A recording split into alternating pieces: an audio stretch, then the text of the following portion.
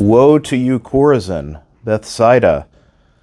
My brothers and sisters in Christ, this warning that Jesus gives in the gospel, this woe that he proclaims, is one that we should hear for ourselves. It's one where he speaks to a people that have closed their ears to what he has to say. And yet the same people would look on judgment at these famous pagan towns that he speaks of.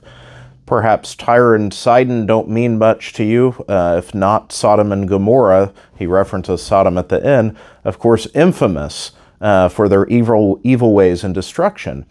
And so his point is to say that the same people who themselves, their eyes are completely closed, their ears closed, their hearts closed to the words of God and what he's saying in their midst, are the same ones who would judge the wickedness of these other places. They look upon others with judgment and disgust when they themselves are cutting themselves off from the font of life. And so this is a woe that we need to hear for ourselves sometimes, which is that we can be quick to look around and point out all that is wrong in the world.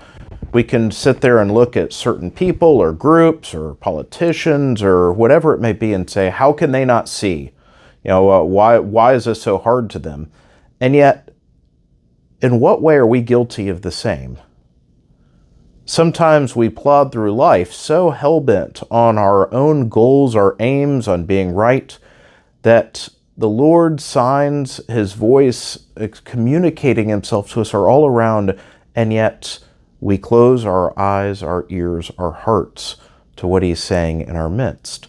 And so much as we have to be careful going after the splinter in our brother's eye, we have to be careful of casting our judgment on everything around us when being oblivious to the ways in which we are misguided. And so, for all those times in which we are so convinced of our own righteousness, or perhaps those times in which we think God is not speaking to us, may today's gospel passage give us pause to return to the feet of the Lord in contemplation, to truly seek out his will and humility of heart, to know that God is present and God is speaking, and we need to listen. May God bless you.